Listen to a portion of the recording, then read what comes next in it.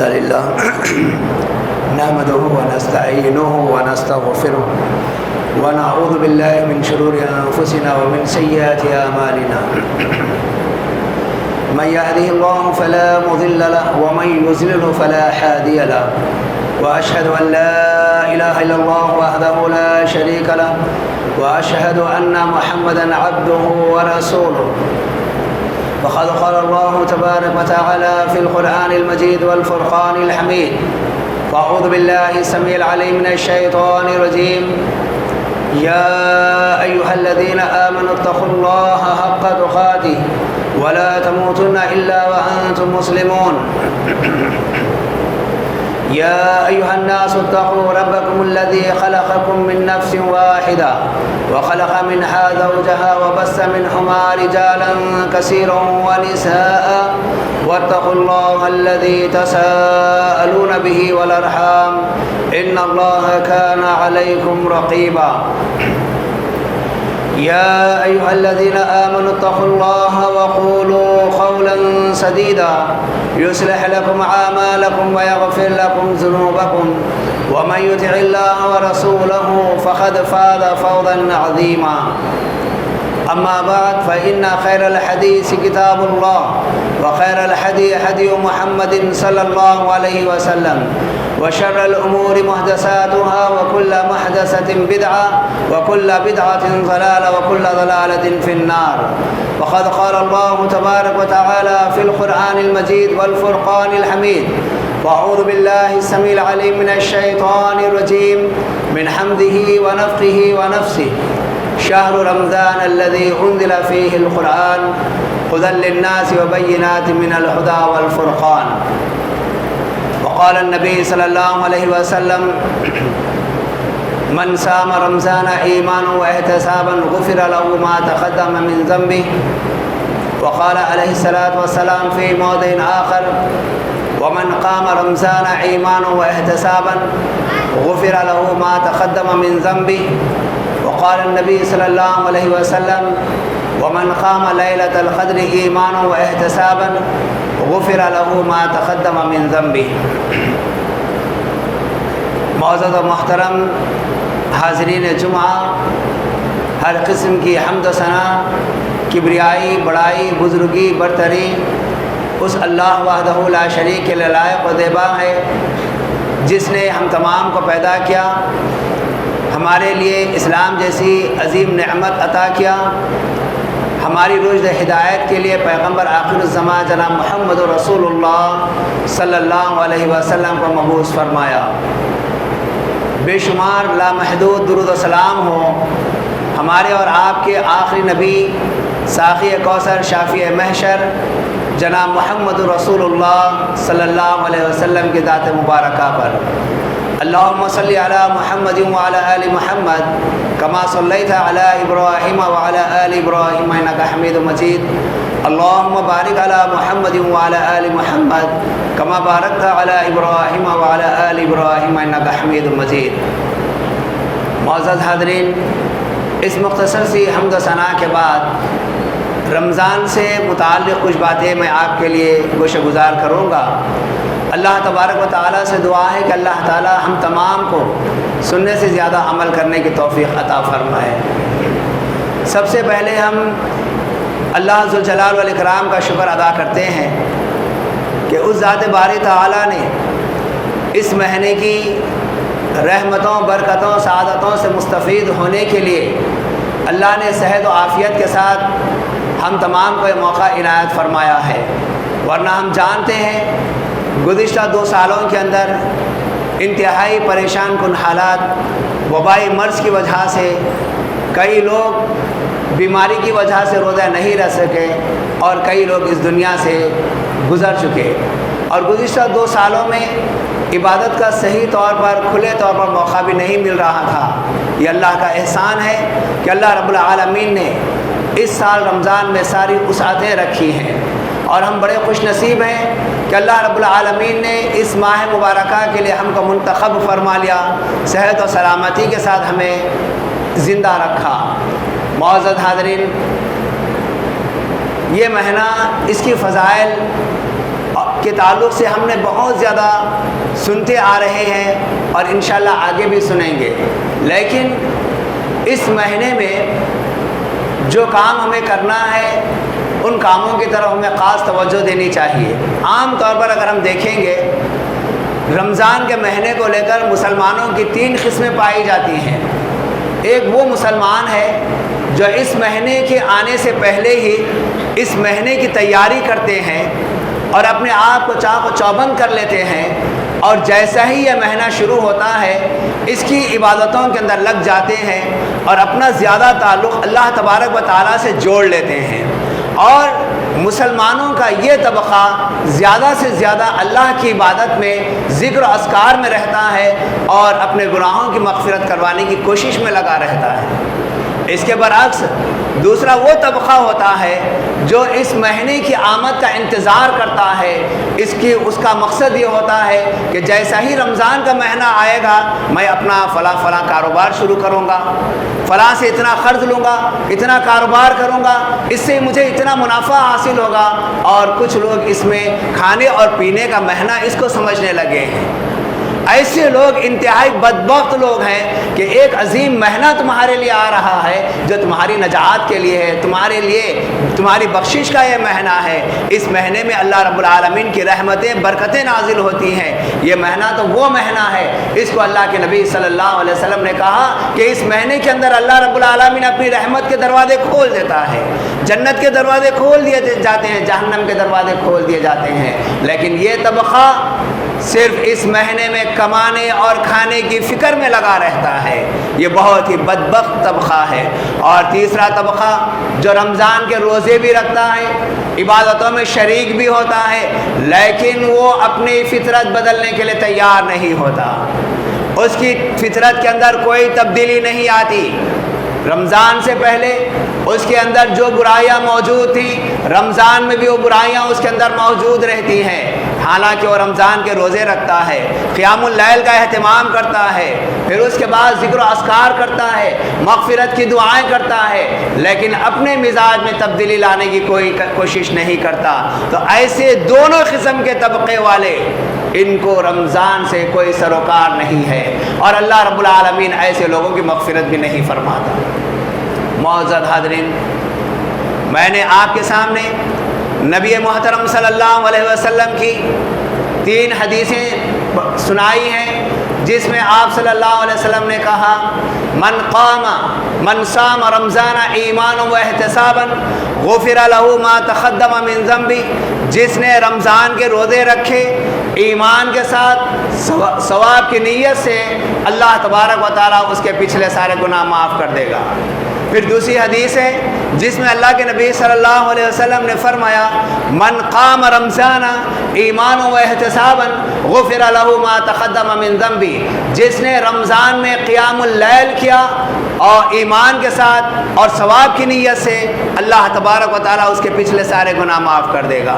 پھر تیسری حدیث جس میں اللہ کے نبی صلی اللہ علیہ وسلم نے فرمایا من قام لیلۃ القدر ایمانا و احتسابا غفر له ما تقدم من ذنبی، جس نے لیلۃ القدر کا اہتمام کیا اللہ ایمان کے ساتھ اور ثواب کی نیت سے، اللہ اس کے پچھلے سارے گناہ معاف کر دے گا۔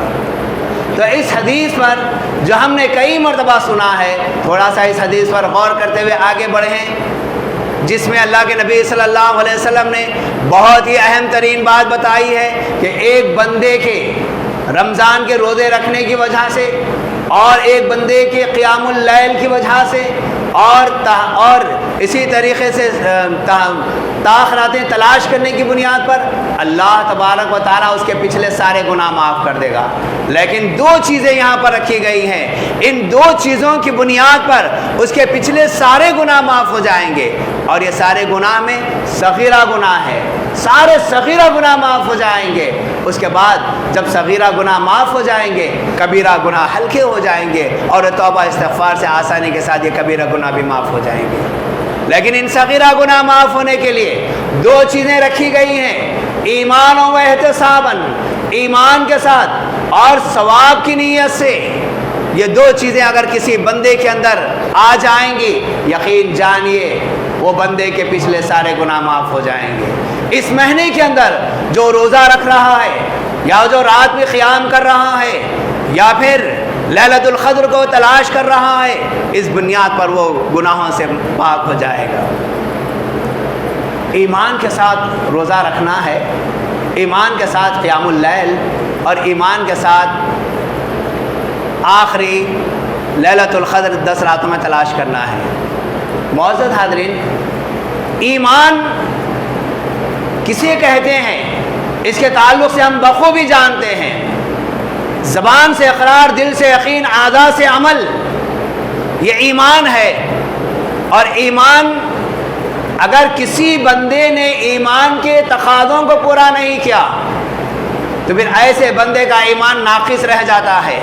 اللہ کے نبی صلی اللہ علیہ وسلم نے ایمان کے تعلق سے بڑی تفصیل بیان کی ہے۔ یہ وقت نہیں ہے، ہم میں سے ہر کوئی جانتا ہے ایمان کس کو کہا جاتا ہے۔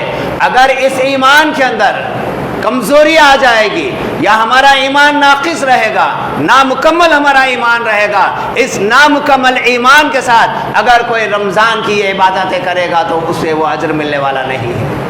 سب سے پہلے اپنے ایمان کو مضبوط کرنا پڑے گا، ایمان کے تقاضوں کو پورا کرنا پڑے گا، ایمان کے شرائط کو پورا کرنا پڑے گا، اس کے بعد رمضان کی یہ عبادتیں کریں، تبھی اسے پورا اجر و ثواب ملنے والا ہے۔ پھر اس کے بعد احتساب، ثواب کی نیت سے، اس میں 2-3 چیزیں ہیں۔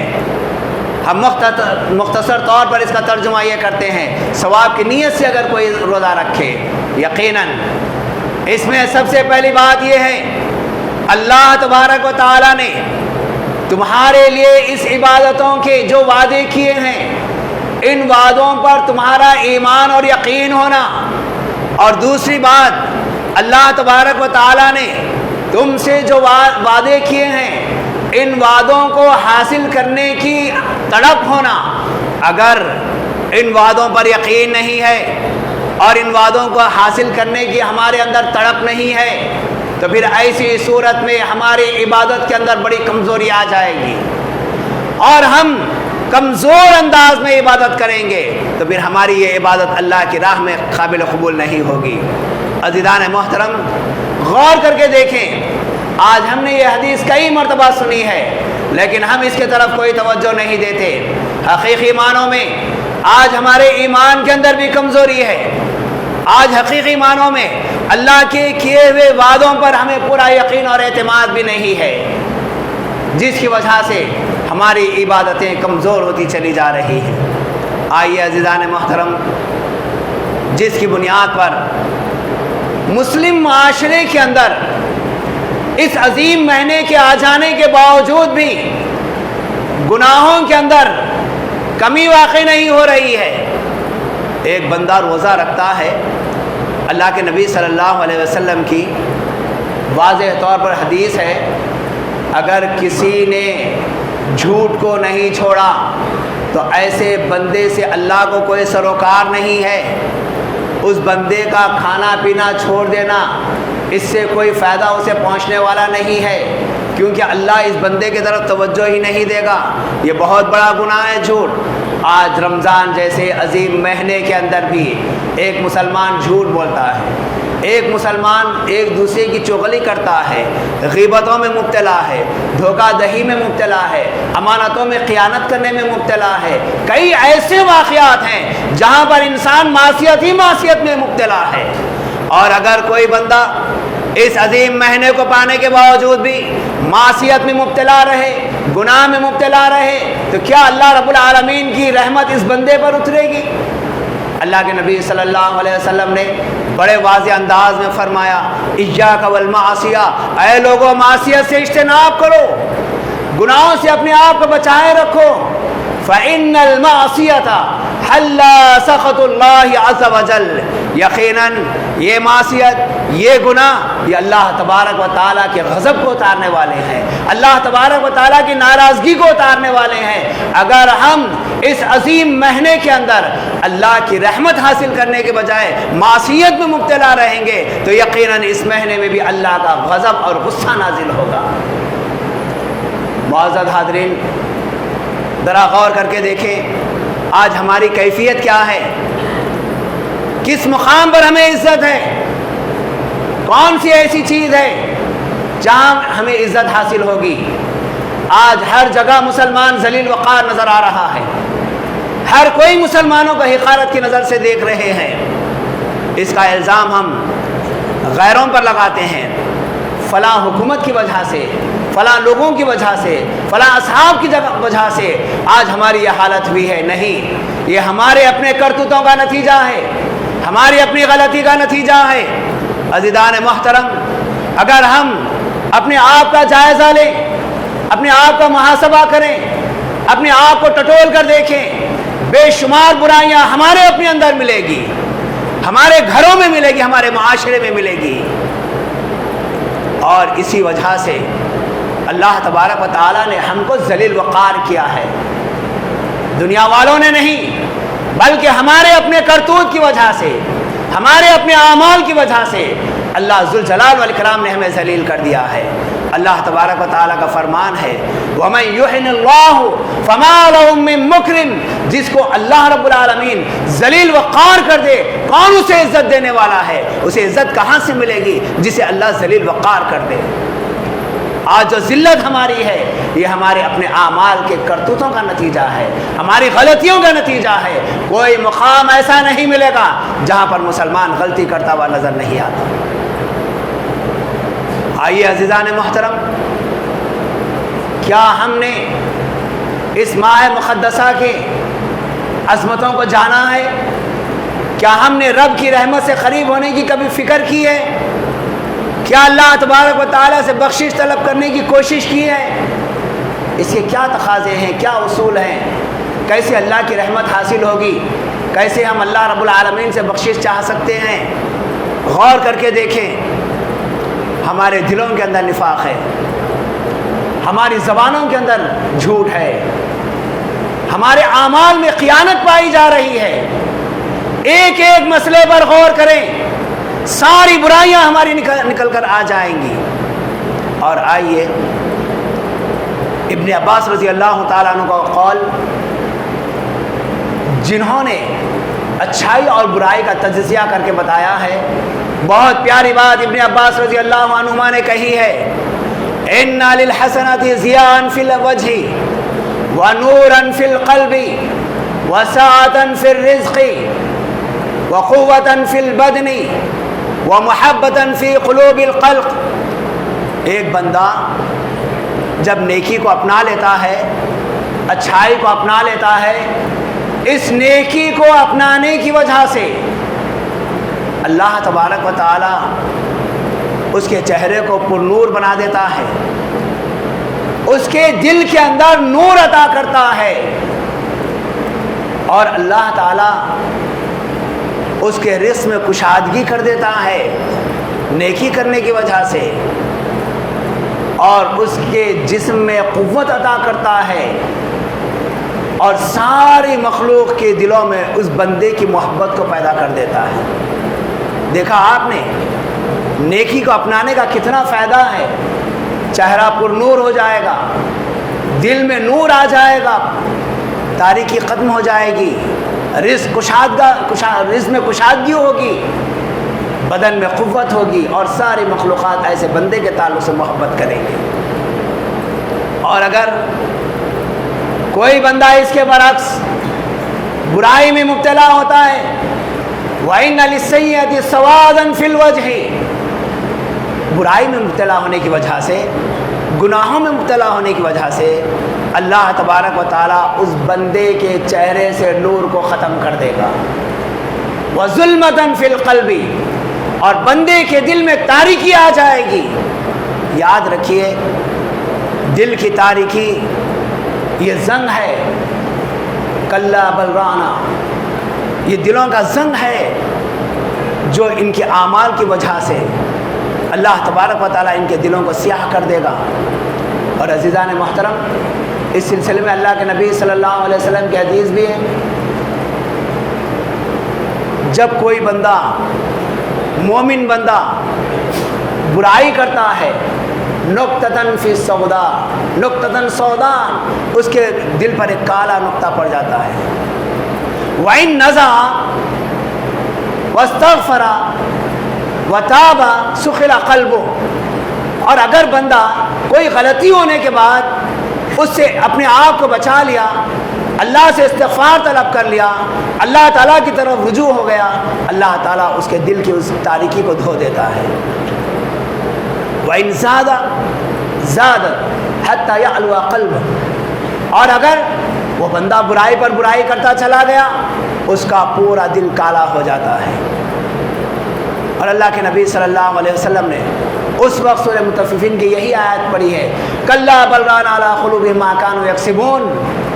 ہرگز نہیں، یہی دلوں کا زنگ ہے جو ان کے اعمال کی وجہ سے آیا ہے.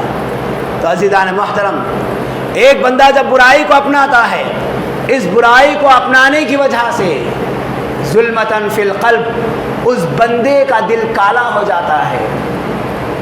ووہناً فی البدن، اور اللہ تبارک و تعالی برائی کو اپنانے کی وجہ سے اس بندے کے اندر بہت سارے جسم کو کمزور کرتا ہے یا بیماریوں کو داخل کر دیتا ہے. وَنَقْصًا فِي الرِّزْقِ، برائی کو اپنانے کی وجہ سے اللہ تبارک و تعالی اس بندے کے رزق کو بھی کم کر دیتا ہے. پھر فرمایا وَبَغْضًا فِي قُلُوبِ الْخَلْقِ، اور ساری مخلوقات کے دلوں میں اللہ تبارک و تعالی اس بندے کی نفرت کو ڈال دیتا ہے. دیکھا آپ نے اس عظیم مہینے کے اندر جہاں پر ہم نے معصیت کو اپنایا، برائی کو اپنایا، غلطیوں کے ساتھ ہی ہماری زندگی گزر رہی ہے، تو پھر ایک تو ہمارے چہرے سے نور ختم ہو جائے گا، دل کے اندر تاریکی آ جائے گی، رزق کم ہو جائے گا، جسم کمزور ہو جائے گا، اور ساری مخلوق ہم سے نفرت کرنے لگے گی. بتائیے کن لوگوں میں ہمیں رکھنا ہے؟ کیا ان لوگوں میں جن کی وجہ سے ساری مخلوق محبت کرے، یا ان لوگوں میں جس کے اعمال کی وجہ سے ساری مخلوق نفرت کرے؟ معزز حاضرین، اس مہینے میں یہ دلوں کے تزکیے کا مہینہ ہے، اپنے آپ کو پاک و صاف کرنے کا مہینہ ہے، لیکن تزکیہ نفس اس مہینے بھی ہم سے نہیں ہو رہا ہے. جو اختلاف سابقہ میں تھے وہ اختلاف اس مہینے میں بھی ہے. آج بھی کئی لوگ ایسے موجود ہیں جو ایک دوسرے سے اختلاف کرتے ہوئے علیحدہ علیحدہ زندگی گزار رہے ہیں. شوہر اور بیوی کا معاملہ لے لیجئے، ماں اور بیٹے کا معاملہ لے لیجئے، باپ بیٹے کا معاملہ لے لیجئے، ساس بہو ہوں، یا اس طریقے سے بہت سارے لوگ، ایک رشتہ دار دوسرے رشتہ دار سے، ایک بھائی دوسرے بھائی سے، ایک دوست دوسرے دوست سے اختلاف اور انتشار پیدا کیے ہوئے ہیں. اور اس عظیم مہینے کو پانے کے باوجود بھی اپنے دلوں کا تزکیہ کرتے ہوئے اپنے بھائیوں سے ملاقات کے لیے تیار نہیں ہیں. عزیزان محترم، ایسی اگر حالت رہے گی ہماری عبادتیں قابل قبول نہیں ہے. دیکھیے، قربانی ایک عظیم عبادت ہے، عظیم عبادت ہے قربانی. حضرت عیسیٰ علیہ السلام نے اپنی قوم کے لوگوں کو تعلیم دیا کہ لوگوں، اس جانور کو ذبح کرنے سے پہلے جاؤ تم اپنے ان لوگوں کے طرف جن سے تمہارا اختلاف ہے، پہلے اس اختلاف کا خاتمہ کر کے اپنے دل کو صاف کرو اور اس کے بعد اس جانور کو ذبح کرو. کیونکہ اس برائی کے ساتھ ایک عظیم عبادت اگر تم قربانی بھی دو گے اللہ تعالیٰ قبول کرنے والا نہیں ہے. اس لیے پہلے اپنے بھائیوں سے مل کر اپنے دلوں کو صاف کرو اور اس کے بعد قربانی دو. اور آج یہ سارا معاملہ ہمارے اندر موجود ہے. آئیے عزیزان محترم، ہم اللہ کی راہ میں اس مہینے میں بہت زیادہ خرچ بھی کرتے ہیں، اللہ کو خوش کرنے والے کام بھی کرتے ہیں، دوسری طرف ایسی معصیت میں مبتلا ہیں. میں آپ تمام سے یہی گزارش کروں گا، اگر کسی سے کوئی اختلاف ہے اللہ کے لیے ختم کر لیجئے، اپنے دلوں کو صاف کر لیجئے. آپ نہیں جانتے کہ آئندہ رمضان ملے گا یا نہیں ملے گا، مغفرت کا موقع ملے گا یا نہیں ملے گا، ہم اللہ کی بارگاہ میں عبادت کے لیے حاضر ہو سکیں گے نہیں ہو سکیں گے. نہ جانے کوئی بیماری میں مبتلا ہو جائیں، نہ جانے اس دنیا سے رخصت ہو جائیں. ایک ایک لمحہ ہمارا موت کے قریب جا رہا ہے، بڑی تیزی سے ہم قبر کی طرف جا رہے ہیں. جو موقع مل گیا اس کو غنیمت جان لیجئے اور اپنے دلوں کو پاک و صاف کر لیجئے. میں آپ تمام سے کہنا چاہتا ہوں، کیا آپ لوگ اپنے دلوں کو صاف کرنے کے لیے تیار ہیں یا نہیں؟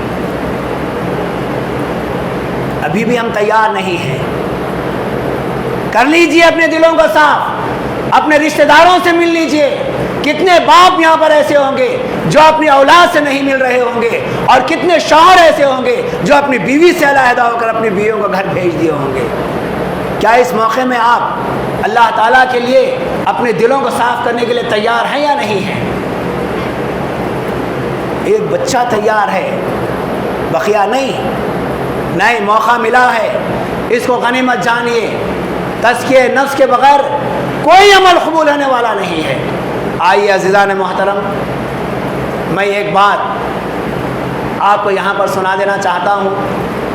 ہم یہ سمجھتے ہیں فلاں نے غلطی کی ہے، ہم نے کیا کیا، فلاں نے ہم سے بات چھوڑ دی، ہم نے کیا کیا۔ کبھی حسد ہمارے اندر، کبھی بغض ہمارے اندر، کبھی اناد ہمارے اندر، چغل خوری ہمارے اندر۔ اس کے تعلق سے حافظ امام یعقوب رحمہ اللہ نے، حفظہ اللہ نے ایک بات بیان کی ہے۔ وہ بات یہاں پر بیان کر کے میں اپنی بات کو ختم کروں گا تاکہ ہمارے دلوں کا تزکیہ ہو جائے۔ انہوں نے کہا کہ اگر کسی گھر میں کتا رہے یا تصویر رہے، اللہ کے نبی صلی اللہ علیہ وسلم کے فرمان کے مطابق رحمت کے فرشتے اس گھر میں داخل نہیں ہوتے۔ کسی گھر میں جاندار کی تصویر لگی ہے یا کتا اگر رہے تو اس گھر میں رحمت کے فرشتے داخل نہیں ہوتے۔ انہوں نے کہا کہ اگر کسی کے دل میں کفر موجود ہے، شرک موجود ہے، بدعات موجود ہے، حسد موجود ہے، بغض موجود ہے، اناد موجود ہے، تو انہوں نے کہا کہ ساری برائیاں یہ دل کے اندر بیٹھ کر بھونکنے والے کتے ہیں۔ اور اگر کسی کے دل میں یہ ساری برائیاں رہیں گی، یقین جان لیجئے رحمت کے فرشتے بھی ایسے بندے کے قریب نہیں آتے۔ کیا ہم ان ساری برائیوں کو اپنے دل میں رکھتے ہوئے اللہ کی عبادت کریں گے تو کیا اللہ تعالیٰ ہماری عبادتوں کو قبول کرے گا؟ ہرگز قبول نہیں کرے گا۔ تو انشاءاللہ یہاں اٹھنے سے پہلے ہم اس بات کا تہیہ کر لیں گے، ہم اپنے دلوں کو صاف کر کے جائیں گے، اور اپنے لوگوں سے جو اختلاف ہے اس اختلاف کو ہم ختم کر لیں گے انشاءاللہ۔ تو معزز حاضرین، ہماری عزت، ہمارا وقار اللہ تبارک و تعالیٰ کے احکامات پر عمل کرنے میں ہے، اللہ کے نبی صلی اللہ علیہ وسلم کے احادیث کو اپنانے میں ہے، اور ہماری بے عزتی، ہماری ذلت، ہماری رسوائی اللہ اور اس کے رسول صلی اللہ علیہ وسلم کے احکامات کو نظر انداز کرنے میں ہے۔ اس لیے اللہ کے لیے اس مہینے میں جو موقع اللہ نے ہم کو دیا ہے، اس کو غنیمت جانیں، اس کو غنیمت جانیں اور اس طرف مائل ہو جائیں۔ یقیناً یہ مہینہ ہمارے لیے بابرکت مہینہ ہے، اور اس کے جو ایام بچے ہوئے ہیں یہ بہت عظیم ایام ہے۔ ان راتوں میں آج سے تاخرات شروع ہونے والی ہے، ان 10 راتوں میں 5 راتوں میں لیلۃ القدر کو تلاش کرنا ہے، اور 10 راتوں میں اللہ کی عبادت کثرت سے کرنا ہے، قیام اللیل کا خصوصی اہتمام ہے۔ تو اس موقع کو غنیمت جانیے اور مغفرت اللہ تبارک و تعالیٰ سے طلب کر لیجئے۔ ایک چیز مغفرت کے تعلق سے میں آپ کو بتا دوں، شریعت کا جو اصول ہے، عام طور پر ہم دوسروں کے لیے مغفرت کی دعا کرتے ہیں، مغفرت کی دعا کے لیے سب سے پہلے اپنے لیے مغفرت کی دعا کریں، اپنے لیے مغفرت کی دعا کریں، اس کے بعد دوسروں کے لیے مغفرت کی دعا کریں۔ قرآن کریم میں مختلف مقامات پر بھی اگر آپ دیکھیں گے یہی الفاظ ہیں، اے اللہ تو ہماری مغفرت فرما، رب اغفر لی ولی والدیا، اے اللہ تو میری مغفرت فرما، میرے اولاد کی مغفرت فرما۔ ربنا ظلمنا انفسنا، اے اللہ ہم نے ظلم کیا ہے، ہماری مغفرت فرما۔ ایسے ہی جنازے کی دعا بھی ہم پڑھتے ہیں، تو اس وقت بھی سب سے پہلے زندوں کے لیے، ہمارے لیے ہم مغفرت کی دعا کرتے ہیں، سب سے پہلے اپنے لیے مغفرت کی دعا کریں، اور اپنے بھائیوں کے لیے اور دوسرے لوگوں کے لیے مغفرت کی دعا کریں۔ دوسری بات یہ ہے معزز حاضرین، یہ اللہ ذوالجلال والاکرام کا بہت بڑا فضل و احسان ہے کہ ہم بہت امن کے ساتھ ہیں، سکون کے ساتھ ہیں۔ اس پر ہم اللہ کا جتنا بھی شکر ادا کریں کم ہے۔ بہت سارے مقامات پر آپ دیکھ رہے ہیں، سن رہے ہیں، مسلمانوں پر ظلم و زیادتی ہو رہی ہے، مسلمانوں پر تشدد ڈھایا جا رہا ہے۔ یہ اللہ تبارک و تعالیٰ کی آزمائش ہے ان مسلمانوں کے لیے اس ماہ مبارکہ میں، یا پھر اللہ رب العالمین کی ناراضگی ہے؟ اللہ رب العالمین نے ہمیں ان دونوں چیزوں سے محفوظ رکھا ہے، کوئی ایسی حرکت ہم سے نہ ہو جس سے اللہ کا غضب ہم پر آئے، یا اللہ ایسی سخت ترین مصائب یا ابتلا میں ہمیں مبتلا کرے۔ اس پر بھی ہمیں اللہ کا شکر ادا کرنا ہے اور اللہ تبارک و تعالیٰ سے امن اور سکون کو طلب کرتے رہنا ہے۔ یقیناً اللہ رب العالمین نے ہمیں بڑے سکون سے رکھا ہے، بڑے اطمینان سے رکھا ہے، اور ساتھ میں آپ سے یہ گزارش کروں گا، یہ مہینہ غمخواری کا مہینہ ہے، اس مہینے میں اپنے رشتہ داروں میں، اڑوس پڑوس میں لوگوں کا خیال کیجیے۔ آپ کی جو استطاعت ہے اس میں سے غریبوں کا خاص خیال رکھیے، مسکینوں کا خاص خیال رکھیے۔ اگر آپ 2 جوڑے پہن رہے ہیں، ایک جوڑا اپنے غریب کو بنا دیجیے، یتیم بچوں کا خیال کیجیے، بے کسوں کا، بیواؤں کا خیال کیجیے، ان کی بھی خبر لیجیے۔ اللہ کے نبی صلی اللہ علیہ وسلم اس مہینے میں بہت بڑھ چڑھ کر حصہ لیا کرتے تھے۔ معزز حاضرین، یہ مہینہ اللہ کے نبی صلی اللہ علیہ وسلم، ابو ہریرہ رضی اللہ تعالیٰ عنہ حدیث کے راوی ہیں، اللہ کے نبی صلی اللہ علیہ وسلم فرماتے ہیں، آپ نے یہ بات حلفاً کی ہے، قسم کھا کر آپ نے بیان کی ہے کہ یہ رمضان کا مہینہ تمہارے اوپر سایہ فگن ہو گیا ہے۔ یہ مہینہ مسلمانوں کے لیے سب سے بہترین مہینہ ہے، اس سے بڑھ کر کوئی دوسرا مہینہ نہیں ہے، اور منافقین کے لیے یہ سب سے برا مہینہ ہے، اس سے برا مہینہ ان کے لیے کوئی اور نہیں ہے۔ پھر اللہ کے نبی صلی اللہ علیہ وسلم نے کہا کہ اللہ تبارک و تعالیٰ اس مہینے میں اس مہینے کی نفلی عبادتوں اور صدقات کا ثواب پہلے ہی لکھ دیتا ہے، اور اسی طریقے سے اس مہینے کی آمد سے پہلے بدبخت لوگوں کی بدبختی کا گناہ پہلے ہی اللہ رب العالمین لکھ دیتا ہے۔ پھر اس کے بعد اللہ کے نبی صلی اللہ علیہ وسلم نے حلفاً قسم کھا کر یہ بات کہی ہے کہ مسلمان اس مہینے میں اللہ کی راہ میں خرچ کر کے عبادتوں کی تیاری میں لگ جاتا ہے، اور اس کے بعد آپ نے فرمایا منافقین اس مہینے میں اہل ایمان کے عیبوں اور برائیوں کو تلاش کرنے میں اپنی تیاری کرنے لگ جاتے ہیں۔ دیکھا آپ نے مومن کی کیا علامت بتائی گئی ہے اور منافق کی کیا علامت بتائی گئی ہے۔ ہر موقع پر ایسے منافقین ملیں گے جو اہل ایمان کی برائیوں کو تلاش کرتے ہیں اور اہل ایمان کے برائیوں کو اجاگر کرنا چاہتے ہیں۔ اس سے بھی اجتناب کرنا بہت ضروری ہے۔ یہ چند باتیں تھیں جو میں نے آپ کے سامنے رکھی ہیں۔ اللہ ذوالجلال والاکرام سے دعا ہے اللہ تعالیٰ مجھے اور آپ تمام کو ان سنی ہوئی اور کہی ہوئی باتوں پر عمل کرنے کی توفیق عطا فرمائے۔ اے اللہ ہمارے گناہوں کو معاف فرما، اے اللہ ہم پر رحم فرما، اے اللہ ہمیں اعمال صالحہ کے ساتھ زندگی گزارنے کی توفیق عطا فرما، اے اللہ ہمارے دلوں کا تزکیہ فرما، اے اللہ ہمیں اپنے ماں باپ کی خدمت کرنے اور ان سے محبت کرنے کی توفیق عطا فرما، اے اللہ ہمارے اندر جن جن لوگوں کے تعلق سے بغض و عناد ہے، اے اللہ ان سارے عناد کو بغض کو ختم فرما، اے اللہ ہمارے دلوں میں محبت عطا فرما، الفت عطا فرما، اے اللہ اس وقت ساری دنیا میں مسلمان پریشان حال ہے، اے اللہ ان کا کوئی سہارا نہیں، اللہ تو ان کا سہارا بن جا، اے اللہ ہمیں تو امن اور سکون کے ساتھ زندگی گزارنے کی توفیق عطا فرما، اے اللہ جو پریشان حال ہیں پریشانوں کو دور فرما، جو بیمار ہیں انہیں شفاء کاملہ عاجلہ نصیب فرما، جو انتقال کر گئے ہیں اللہ تو ان کی مغفرت فرما، جو بقید حیات ہیں اے اللہ انہیں صحت و سلامتی کے ساتھ زندہ رکھ، اے اللہ جب ہمارا بھی خاتمہ ہو تو ایمان اور اسلام کے ساتھ ہمارا خاتمہ فرما۔ سبحان ربک رب العزت عما یصفون وسلام علی المرسلین والحمد للہ رب العالمین۔